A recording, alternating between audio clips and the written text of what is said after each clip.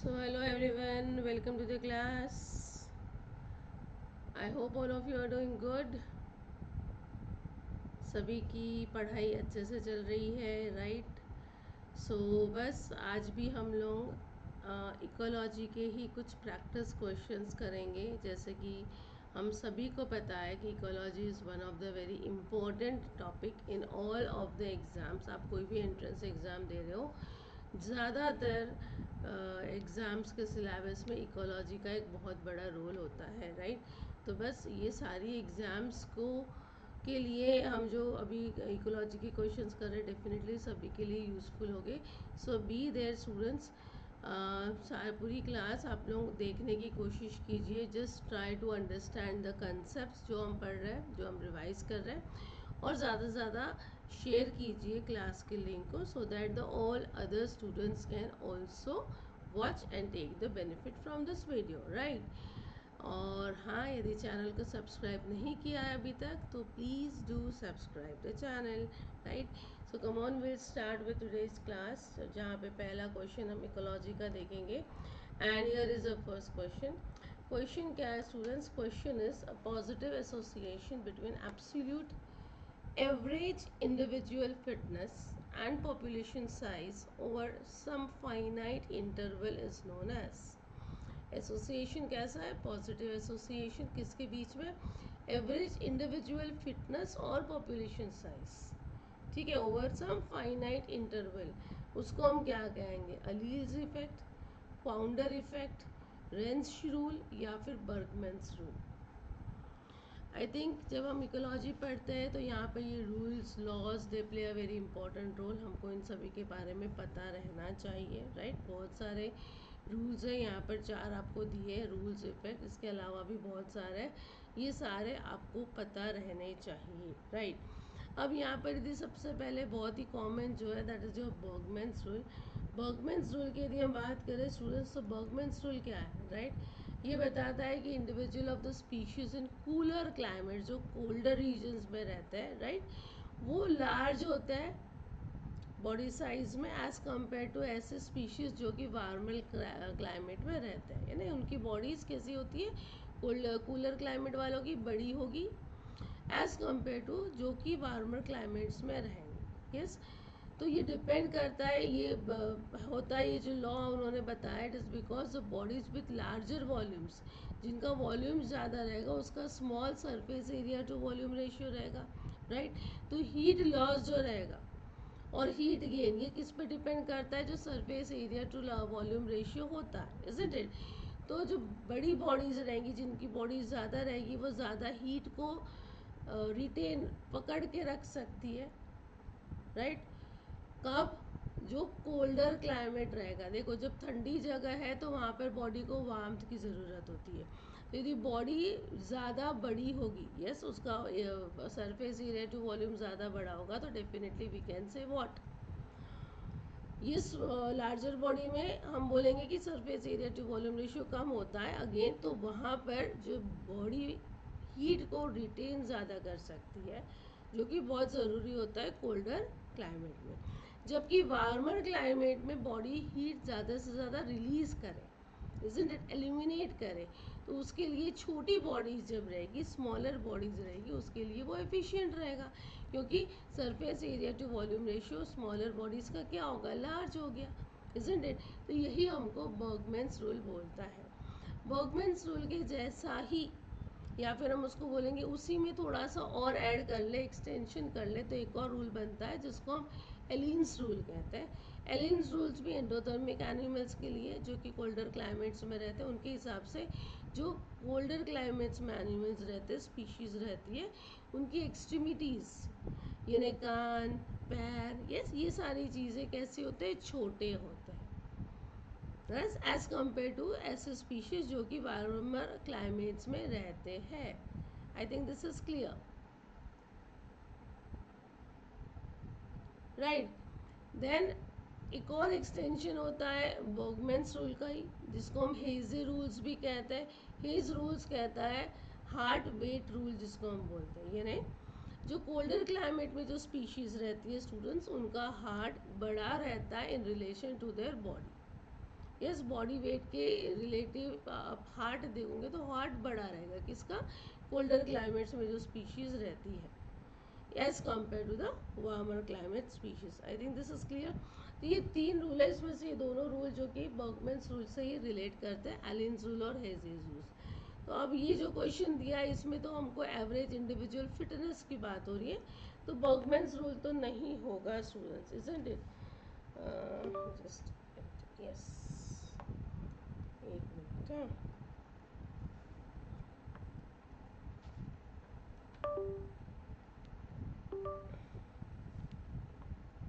Okay चलो, तो बर्गमैन्स rule तो नहीं होगा। अब फाउंडर्स इफेक्ट की यदि हम बात करें तो फाउंडर इफेक्ट क्या आता है? फाउंडर इफेक्ट एक तरह का इफेक्ट है जहाँ पर हम कहते हैं कि जो जेनेटिक वेरिएशंस होता है उसमें लॉस्ट हो जाता है।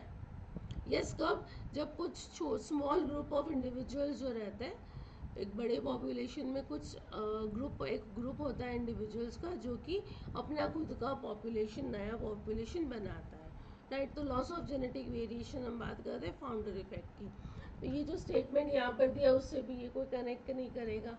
अब बात करते हैं रेंश रूल की। रेंश रूल भी एक इम्पॉर्टेंट हम बोल सकते हैं, यहाँ पर मैंने स्लाइड में नहीं लिया है बट आप लोग इसको समझ सकते हो।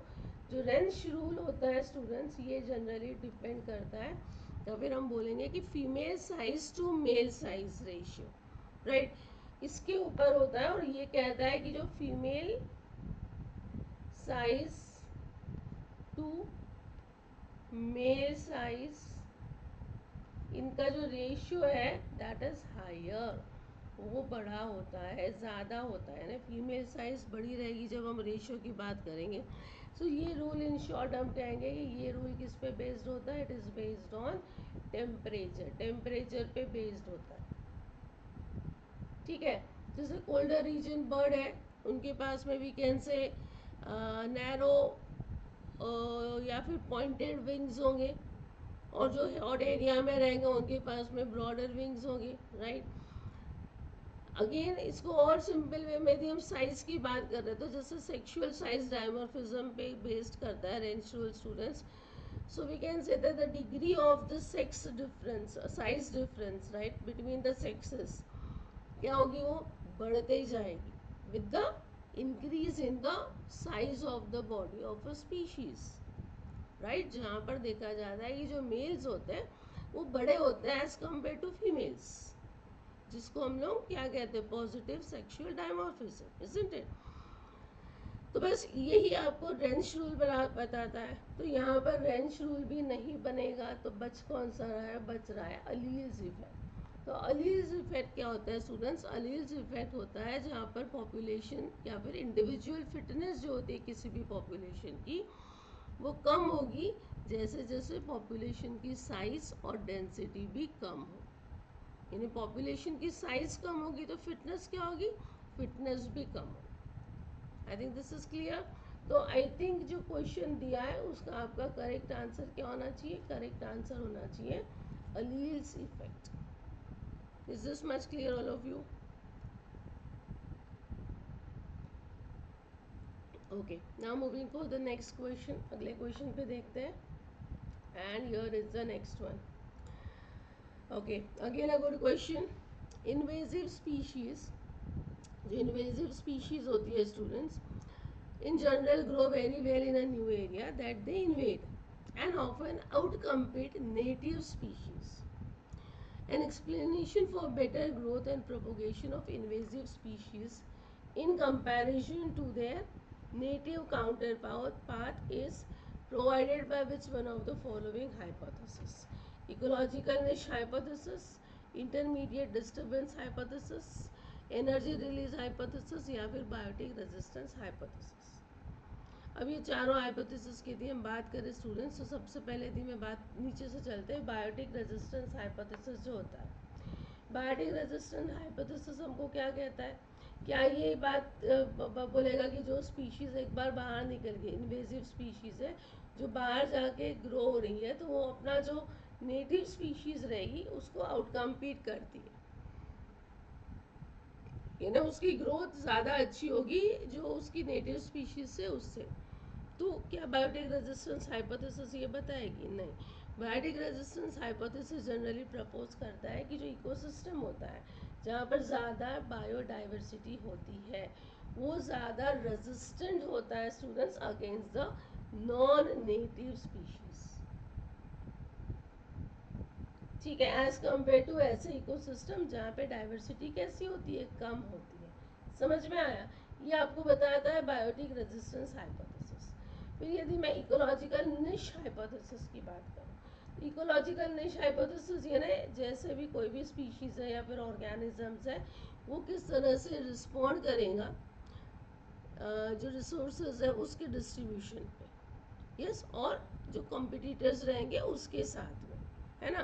तो इकोलॉजिकल निश हाइपोथेसिस जनरली ज़्यादा फोकस करता है हैबिटेट रिक्वायरमेंट और किसी भी स्पीशीज़ को सरवाइव करने के लिए, रिप्रोड्यूस करने के लिए किस तरह का हैबिटेट चाहिए उस पर ज़्यादा वो डिपेंड करता है, राइट। तो आई थिंक ये भी नहीं होना चाहिए, but still we will just see intermediate disturbance hypothesis. Intermediate disturbance hypothesis suggest करता है कि स्टूडेंट्स ऐसा समय या फिर ऐसा पीक जहाँ पर स्पीशीज डाइवर्सिटी होती है eight intermediate level of disturbance, disturbance का जो बीच का इंटरमीडिएट लेवल रहेगा,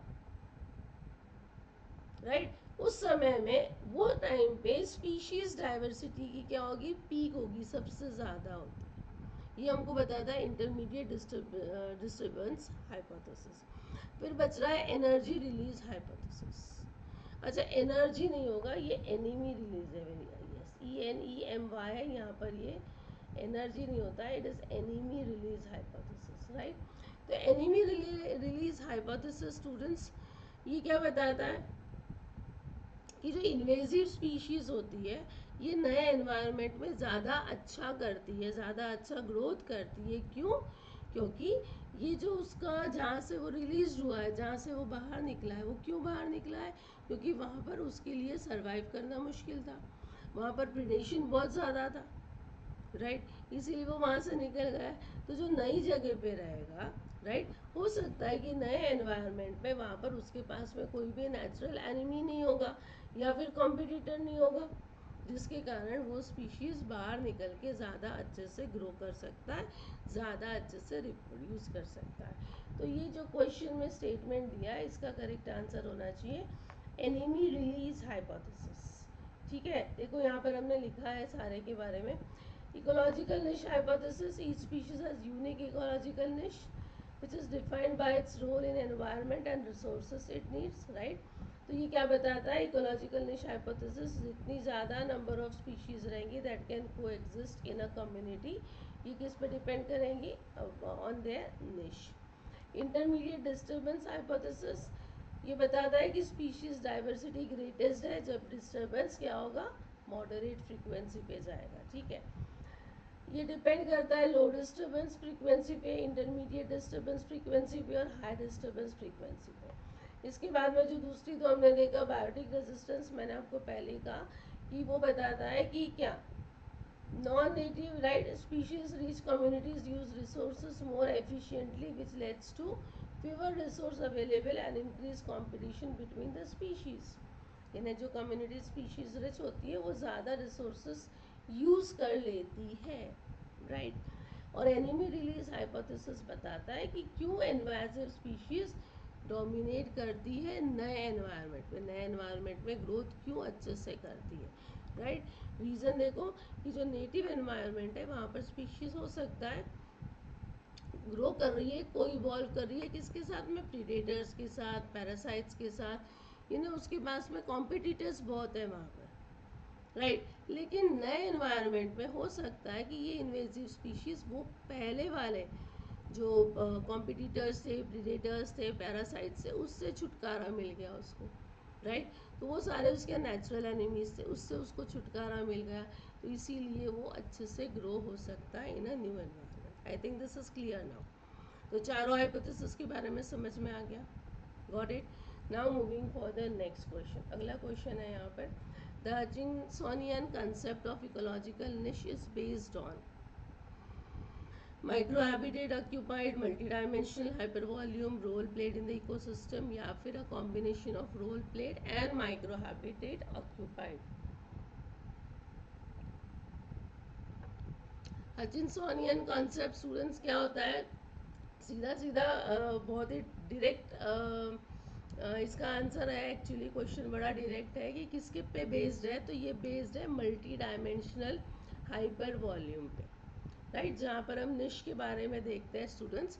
देखो, this concept is a way to describe a species ecological niche. किस तरह से डिस्क्राइब करता है, as a multi dimensional space which is defined by environmental condition and resources। जिसमें हम फंडामेंटल निश देखते हैं ना, ऐसी निश जो कि बिना कंपटीशन के जो ऑर्गेनिजम्स या फिर स्पीशीज सरवाइव कर लेती है, वो वाली निश। रियलाइज्ड, जहाँ पर एक्चुअली उसको सारे कॉम्पिटिशन्स मिलते हैं और उनके प्रेजेंस में वो जो जगह पे सरवाइव कर लेती है, दैट निश इज द रियलाइज्ड निश।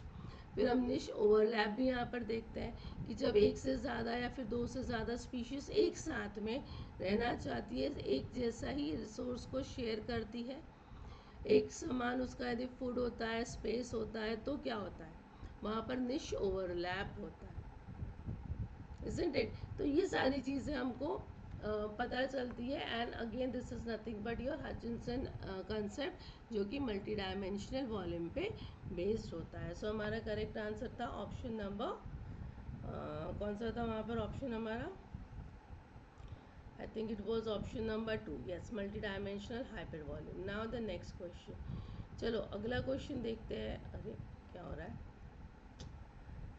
Okay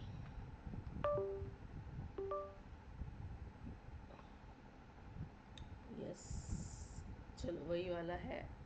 the graph given below show the possible behaviour of two species over the course of succession, right. तीन ग्राफ दिए हमको ए बी सी यहाँ पर, और the possible effects observe during succession. Succession की बात हो रही है। पहला बता रहा है टोटल सेपरेशन, कन्वर्जेंस और सिक्वेंशियल सक्सेशन। हमको ये तीनों ग्राफ में से बताना है कि ये क्या है, कौन सा टोटल सेपरेशन बता रहा है, कहाँ पर कन्वर्जेंस दिख रहा है और कहाँ पर हमको सिक्वेंशियल सक्सेशन दिख रहा है। एक्स एक्सिस पे टाइम बता रहा है और इधर बायोमास बता रहा है। तो यहाँ पर देखो हमको क्या समझ में आ रहा है बेटा कि दो स्पीशीज़ है, एक का biomass with respect to time बढ़ रहा है, राइट, और वो बढ़ते जा रहा है। एक का biomass with respect to time we can say बढ़ रहा है, एंड आफ्टर दैट धीरे धीरे क्या हो रहा है, धीरे धीरे वो ख़त्म हो रहा है, कम होते जा रहा है। Am I right? यहाँ पर आप देखो कि एक स्पीशीज़ का बायोमास पूरी तरह से बढ़ रहा है और दूसरा का एकदम से ख़त्म हो रहा है, कम हो रहा है।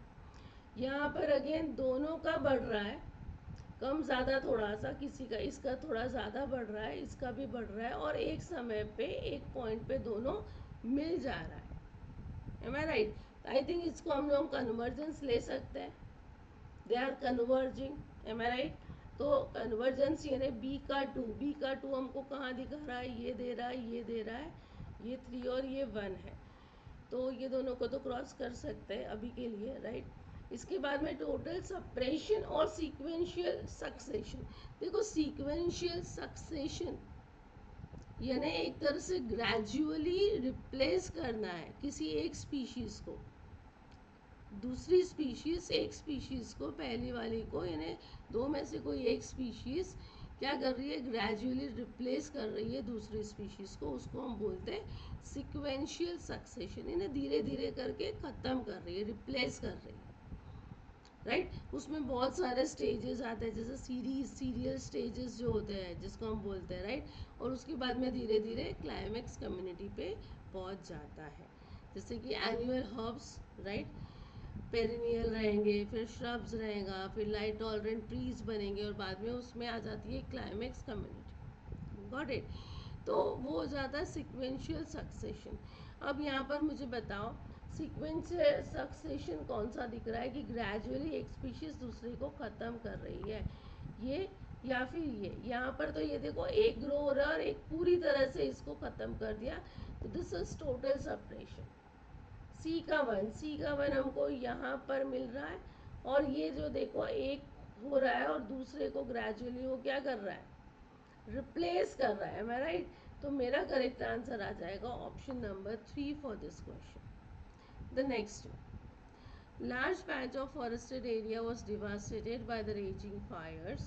After some years, the area was found to recover its species. Which one of the following option best describes the process of re-establishment in the area? यानी फॉरेस्ट का एक लार्ज पैच था जो डिवास्टेट हो गया, जो डिस्ट्रॉय हो गया बाय फायर्स, राइट? कुछ सालों बाद वहाँ पर फिर से कुछ स्पीशीज रिकवर होने लगे। तो यहाँ पर आपको बताना है कौन सा बेस्ट ऑप्शन होगा कि रीएस्टैब्लिशमेंट स्टार्ट हो गया। तो देखो बच्चों, सक्सेशन स्टार्ट हुआ। ये प्राइमरी है कि सेकेंडरी है? डेफिनेटली सेकेंडरी है, क्योंकि पहले यहाँ पर कुछ था, फॉरेस्ट था जो कि फायर के कारण डिस्ट्रॉय हो गया। तो अब दूसरी बार वहाँ पर स्पीशीज ग्रो हो रही है, तो वो नया बेयर लैंड नहीं था। तो this is a example of secondary succession, ठीक है? तो यहाँ पर मॉसेस एंड लाइकेन ग्रास दिया है, तो ये तो हमारा प्राइमरी सक्सेशन में होता है, तो इसको क्रॉस कर सकते हो। ग्रासेस हो सकते हैं, वुडी प्लांट्स डायरेक्टली, कोई नया स्पीशीज डेवलप हो रहा तो directly woody plants, and then it is showing lichen, बिल्कुल गलत आ रहा ना। तो ये ग्रासेस, ठीक है, ग्रासेस में या वुडी ट्री, ग्रासेस के बाद डायरेक्टली वुडी ट्री, फिर हर्ब एंड शब हो गए क्या? नहीं, प्राइमरी है तो बाद में हम कहेंगे कि आपका सीरियल्स आएगा तो herb, shrubs and woody trees. So definitely ये बिल्कुल बराबर है। तो आपका करेक्ट आंसर क्या आएगा? आपका करेक्ट आंसर आएगा ऑप्शन 4। बहुत बार कंफ्यूज हो जाते बच्चे कि यहाँ से लेकर आएंगे। मॉसेस एंड लाइकेन स्टूडेंट्स, जब हम प्राइमरी सक्सेशन की बात कर रहे हैं वहाँ पर उनका रोल होता है ना? तो आपका करेक्ट आंसर आएगा option number 4 for this question. The next one, just a minute.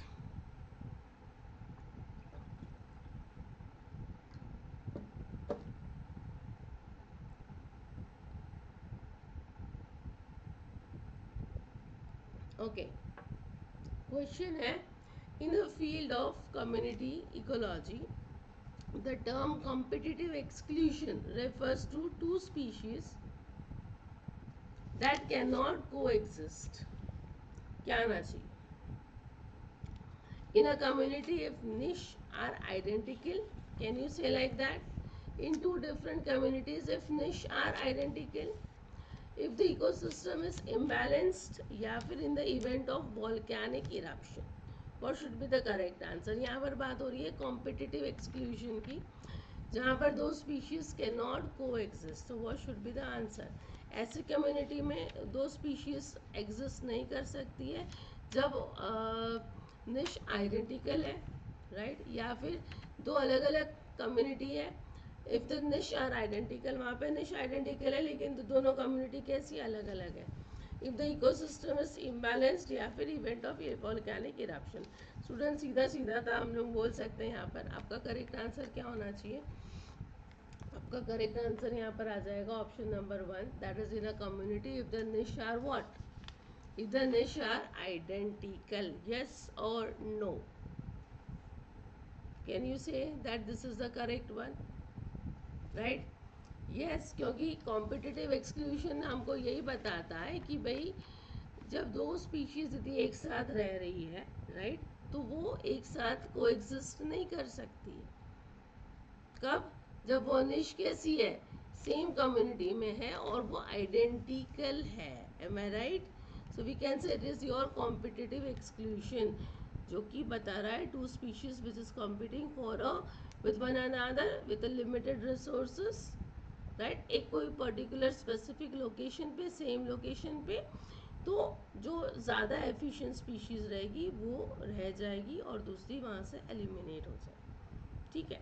So A is the right answer for this question. The two most important climatic factors affecting the distribution of world biomes, ऐसे दो important climatic factors बताना है जो कि world biome को affect कर रहा है। Temperature, precipitation, latitude temperature, altitude temperature और humidity precipitation। तो क्या आना चाहिए आंसर? क्लाइमेटिक फैक्टर जो कि world distribution of world biomes. तो बच्चों देखो यहाँ पर बायोम यानी ऐसा एरिया यस, जहाँ पर हम लोग वो एरिया का क्लाइमेट, लैंडस्केप, एवरीथिंग, सारी चीज़ें ना, एनिमल कितने हैं, प्लांट स्पीशीज क्या है, वो सारी चीज़ें हम उसको देखते हैं, दैट इज़ अ बायोम, है ना। अब दो चार मेन फैक्टर्स होते हैं जो कि बायोम बनाते हैं। कौन से होते हैं? फिजिकल कंडीशन और केमिकल कंडीशन किसी भी सॉइल की, यानी सॉइल का पीएच, सॉइल कैसी है, उसका टेक्सचर कैसा है, कौन कितने न्यूट्रिएंट्स है सॉइल पे। एक तो ये कंडीशन हो गया। दूसरा क्लाइमेटिक कंडीशन यदि लेंगे तो टेम्परेचर और प्रेसिपिटेशन इम्पॉर्टेंट है। तीसरा वेजिटेशन यदि हम देखें फॉर अ बायोम, तो वहाँ पर कितने हर्ब श्रब्स ट्रीज कितना है, उस हिसाब से वो डिपेंड करेगा। और चौथा वहाँ की वाइल्ड लाइफ के बारे में देखें, राइट। ये चारों फैक्टर एक बायोम को बनाते हैं। क्या हो गया? फिजिकल फैक्टर यानी पीएच सॉइल का, केमिकल फैक्टर जहाँ पर टेम्परेचर प्रेसिपिटेशन रहेगा, उसकी एनिमल लाइफ और उसके वेजिटेशन, राइट। तो ये चार फैक्टर्स हमको देखने हैं। अभी इनमें से आपको ऑप्शन में क्या दिख रहा है? टेम्परेचर और प्रेसिपिटेशन आ गया, लैटिट्यूड एल्टीट्यूड ह्यूमिडिटी का रोल है क्या? नहीं है। If we are talking about a biome, so हमारा करेक्ट आंसर क्या आएगा? Option A will be the right answer for this question. Got it? Now moving for the next question. Okay. The question is which of the following statements are true on ecological point of view? देखो ये अच्छा question है, आपको statement सारे समझने हैं। पहला बोल रहा है pyramid of numbers can sometimes be inverted. Numbers का पिरामिड समटाइम्स कभी कभी इन्वर्टेड हो सकता है। क्या हो सकता है? कल हमने एक पिरामिड, पहले की जो फर्स्ट क्लास किया था उसमें हमने भी पिरामिड का एक क्वेश्चन किया था। I think pyramid of numbers वहाँ पर भी था। इज इट पॉसिबल कि वो आपका इन्वर्टेड हो सकता है?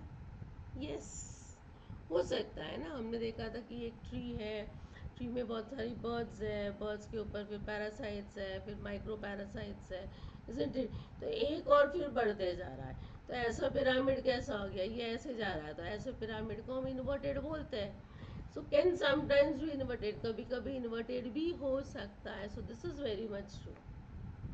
तो पी सही है, पी सही है, तो बी और आर, सी को आप निकाल दो।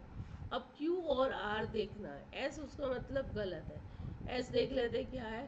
तो total solar energy trapped in a food material, किसी भी फूड मटेरियल में सोलर एनर्जी ट्रैप्ड है बाय द फोटोसिंथेसिस, उसको हम नेट प्राइमरी प्रोडक्शन बोलते हैं। नहीं बच्चा, इसको हम ग्रॉस प्राइमरी प्रोडक्शन बोलते हैं, ना कि नेट प्राइमरी प्रोडक्शन बोलते हैं। ठीक है। तो एस वाला स्टेटमेंट भी कैसा है? एस वाला स्टेटमेंट भी हमारा गलत हो जाएगा। तो इसको हम लोग रॉन्ग कर सकते हैं। अब क्यू और आर में, क्यू में बोल रहा है standing crop is not reliable measure of productivity, और आर है primary productivity should always be calculated on dry matter rather than on fresh biomass, right.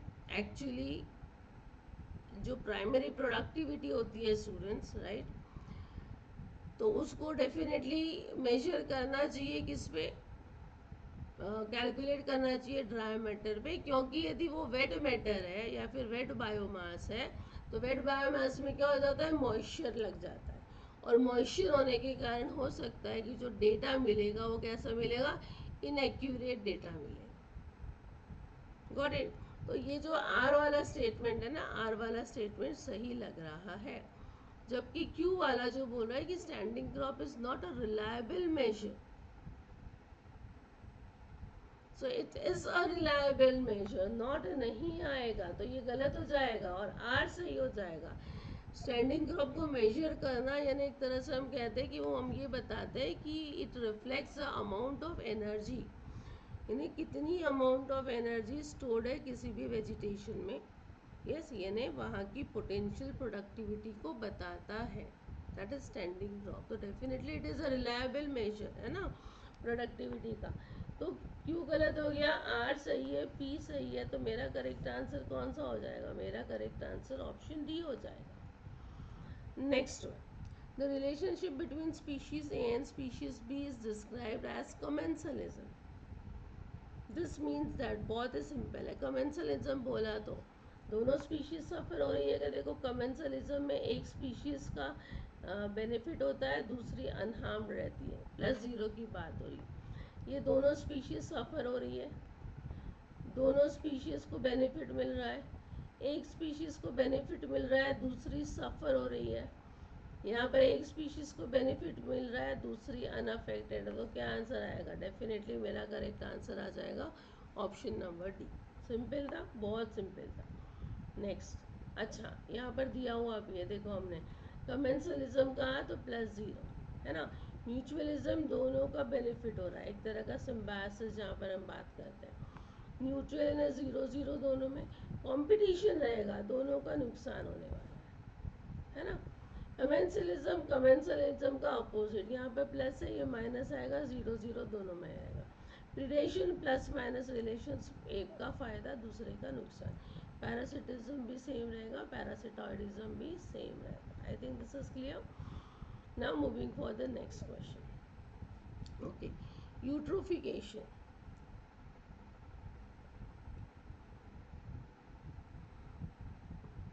The question is, eutrophication in aquatic ecosystem is due to reduction of eutrophication क्यों होता है, किसकी कमी के कारण होता है? कार्बन, ऑक्सीजन, सल्फर और हाइड्रोजन। देखो ये बहुत ही अच्छा सिंपल क्वेश्चन है, वैसे तो बेसिक क्वेश्चन है, बट यूट्रोफिकेशन एक टॉपिक बहुत ही अच्छा इम्पॉर्टेंट सा है, इंटरेस्टिंग है, तो एक बार थोड़ा सा हम इसको शॉर्ट में बट एक बार देख लेते हैं।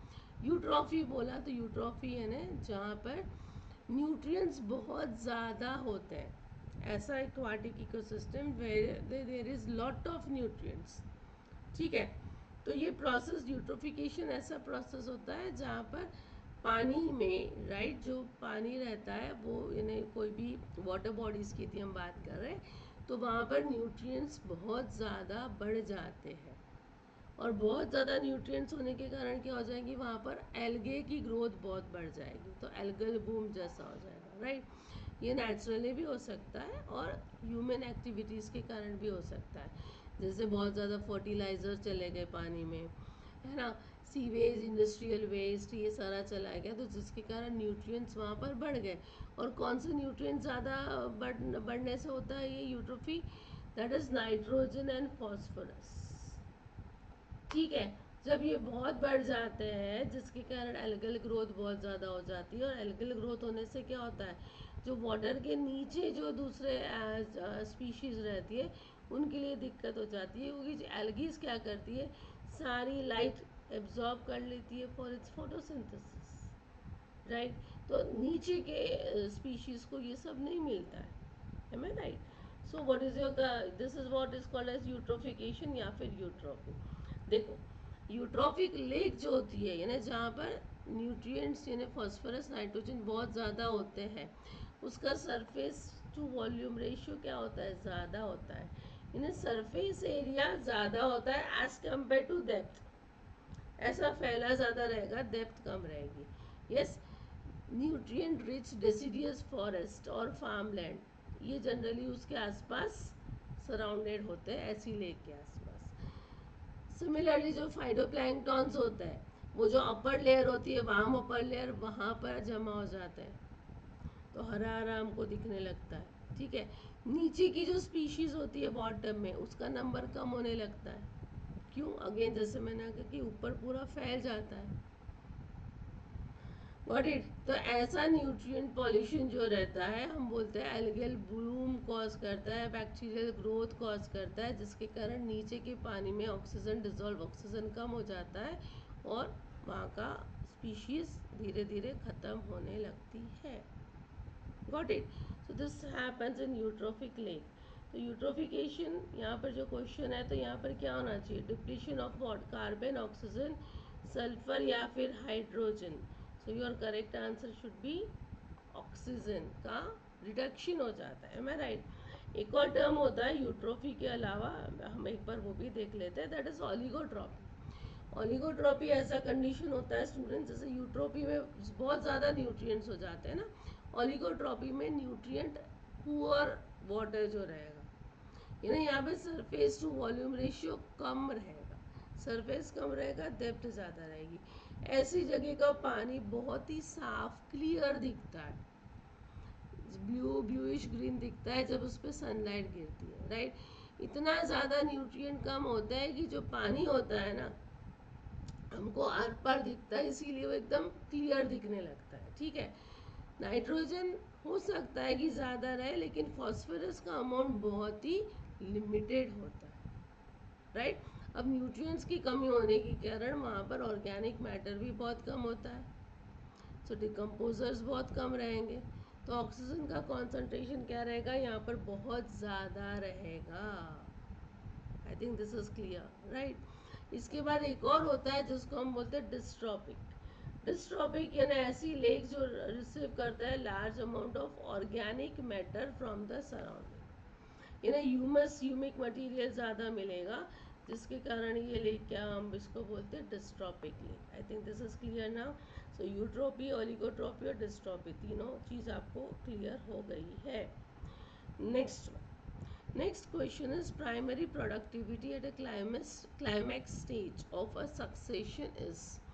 क्लाइमैक्स स्टेज चला गया, उस समय में प्राइमरी प्रोडक्टिविटी कैसी रहेगी, higher than consumption, lower than consumption, equal to consumption, या फिर नॉट रिलेटेड टू कंजम्पशन। क्या आंसर आना चाहिए, देखो प्राइमरी प्रोडक्टिविटी यानी क्या है, ऐसा रेट जहाँ पर ऑर्गेनिजम्स जो बायोमास को बनाता है, प्रोड्यूस करता है इनऑर्गेनिक सोर्सेज से, जैसे कार्बन डाइऑक्साइड हो गया, वाटर हो गया, इजंट इट। या फिर हम कहेंगे कि ऐसी एनर्जी जो कन्वर्ट हो रही है ऑर्गेनिक सब्सटेंस पे बाय सम प्रोड्यूसर्स, फोटोसिंथेटिक प्रोड्यूसर्स। तो जो क्लाइमेक्स स्टेज चला जाता है वहाँ पर ऐसे ये चीज़ क्या हो जाती है, स्टेबल हो जाती है। क्यों, क्योंकि क्लाइमेक्स स्टेज में जो प्रोडक्टिविटी होती है स्टूडेंट्स और जो रेस्पिरेशन लॉस होता है वो इक्वल हो जाता है। यानी हम बोल सकते हैं क्लाइमेक्स स्टेज में हम P को इज इक्वल्स टू R ले सकते हैं, या फिर P बाय R को हम इज इक्वल्स टू 1 बोल सकते हैं। तो ये क्लाइमेक्स स्टेज कैसा हो जाता है, स्टेबल हो जाता है। आई थिंक दिस इज क्लियर। तो यहाँ पर का आंसर क्या आना चाहिए, फिर हमारा करेक्ट आंसर आना चाहिए इक्वल टू कंजम्पशन, राइट। जितना कंजम्पशन रहेगा बस उतनी ही आपकी प्राइमरी प्रोडक्टिविटी रहेगी।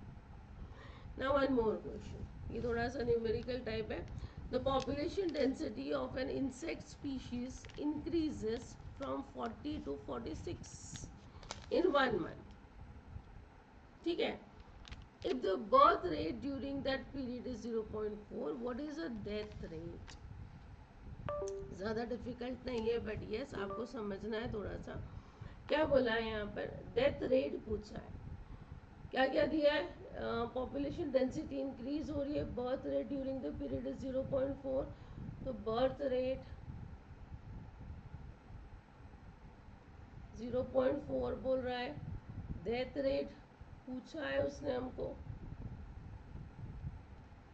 राइट। इंक्रीज कितना हो रहा है, पॉपुलेशन इंक्रीज हो रहा है 40 to 46 इन 1 month, इन्हें 46 माइनस 40 कर सकेंगे,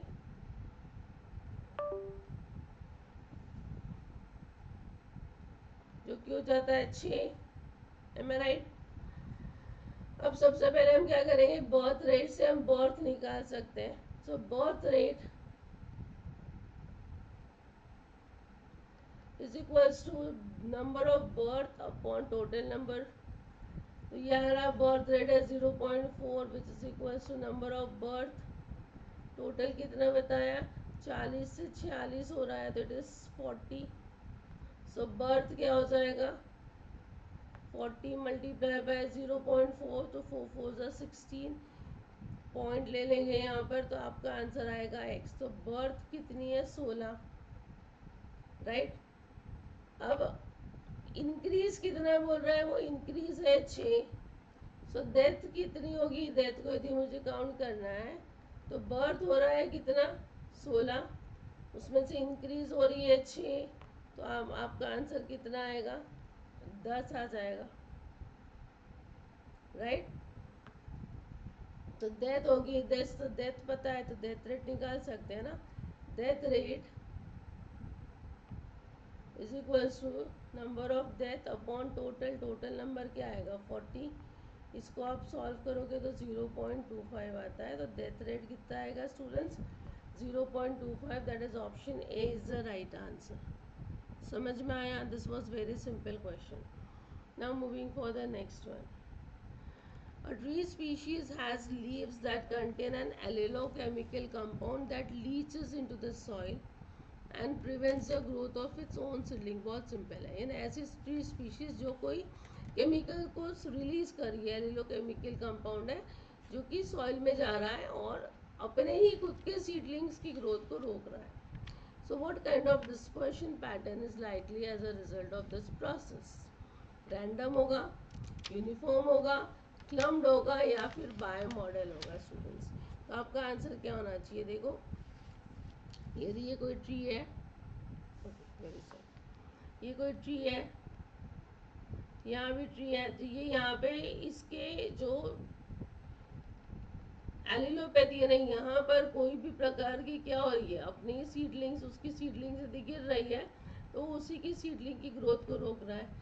सिमिलरली ये ट्री है, तो ये भी अपनी ही सीडलिंग्स की ग्रोथ को रोक रहा है। तो हम कहेंगे कि ये जो डिस्ट्रीब्यूशन होगा, जो भी ग्रोथ हो रही है, ये कैसी होगी? ये यूनिफॉर्मली होगी। क्या हम बोल सकते हैं ऐसा? कैन वी से like that? Yes, yes, actually देखो यहाँ पर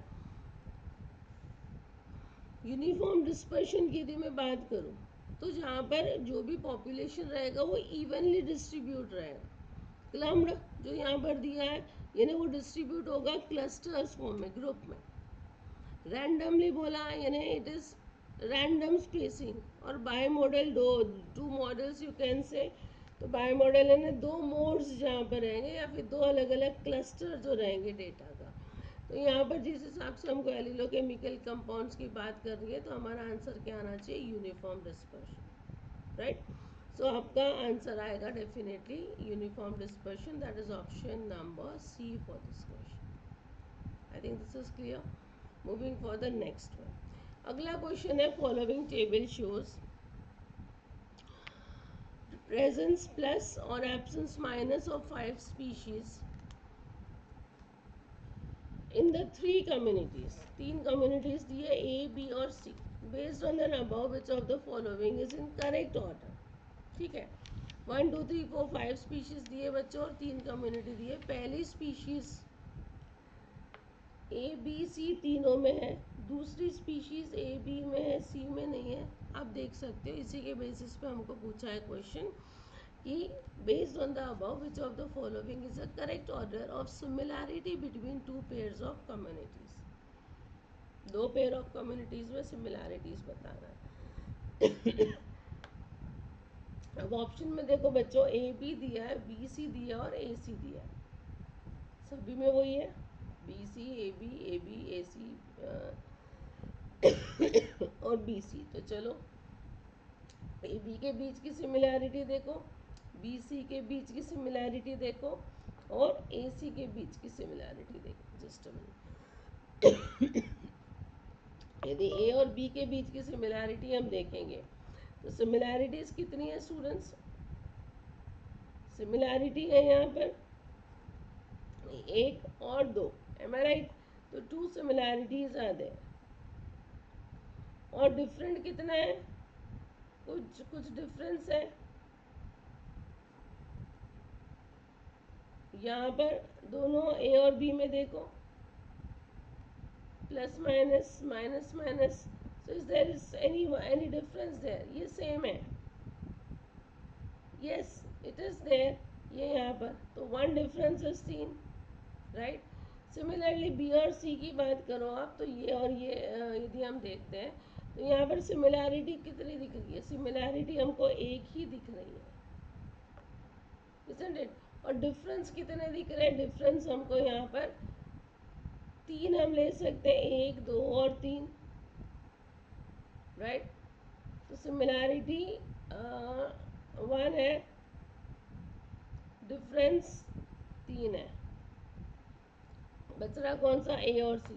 ए और सी में भी आप देखो, ये ए और ये सी है, ये plus plus plus minus minus plus plus minus minus plus. तो प्लस प्लस दिख रहा है, तो ए की सिमिलैरिटी है।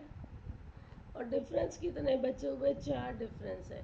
तो सबसे ज़्यादा उसने क्या कहा हमको, based on an above which of the following is correct order of similarity between two pairs. सबसे ज़्यादा सिमिलैरिटी किस में है, 2 इसमें है, तो ए बी पहले आएगा, तो ए बी यहाँ पर है, ए बी यहाँ पर है। उसके बाद में किस में, दोनों में एक एक सिमिलैरिटी है, लेकिन इसमें 3 डिफरेंस है, इसमें 4 डिफरेंस है। तो क्या आना चाहिए फिर, बी सी पहले आना चाहिए, राइट। तो ए बी के बाद में बी सी और बी सी के बाद में ए सी कहाँ पर दिया है, option 1 is the correct answer. I think this is clear all of you. One more question, following table gives a list of international environment agreement and areas covered. हमको agreement और area covered बताना है, correct combination match the pair करना है। चलो, basal convention की यदि मैं बात करूँ तो बेसल कन्वेंशन एक तरह का इंटरनेशनल ट्रीटी होता था, जो कि जो हजार्डस वेस्ट, जो वेस्ट बनते हैं ना, हजार्डस वेस्ट जो रहता है उसका movement between the Nations, yes, generally जो डेवलप्ड से लेस डेवलप्ड कंट्रीज के बीच में जो होता है उसको रिड्यूस करने के लिए ये बेसल कन्वेंशन बना था। तो बायोसेफ्टी आएगा क्या, control of trans boundary, yes ये आएगा। ए का 2, ए का 2 देखो ये 2 ऑप्शन में दिया है यहाँ पे। अब Cartagena protocol, Cartagena protocol again biosafety पे बेस्ड है, एक तरह का ये भी इंटरनेशनल एग्रीमेंट है स्टूडेंट्स, जो कि किसी भी तरह का ट्रांसपोर्टेशन हैंडलिंग में safe handling, right, modified organisms, इन ऑर्गेनिजम्स को यदि हम भेज रहे हैं, राइट, तो उस पर क्या होएगा, एक तरह से उसको प्रॉपरली होना चाहिए। तो बायोसेफ्टी के रिलेटेड हम कार्टाजेना प्रोटोकॉल बोल सकते हैं। तो यहाँ पर बी का क्या हो जाएगा, बी का 1 हो जाएगा, ए का 2, बी का 1, यहाँ पर बी का 1 एक ही में, इसी से आंसर आ जाता है, that option B is the right answer. Kyoto principle students, Kyoto principle भी एक तरह का इंटरनेशनल ट्रीटी है जो कि बताता है कि ग्रीन हाउस गैस को किस तरह से रिड्यूस किया जाए। तो क्योटो प्रिंसिपल सी का 3। स्टॉकहोम कन्वेंशन, तो फिर आपका आंसर 4 ही आएगा, क्योंकि स्टॉकहोम क्या बता रहा है, वो बता रहा है स्टूडेंट्स की जो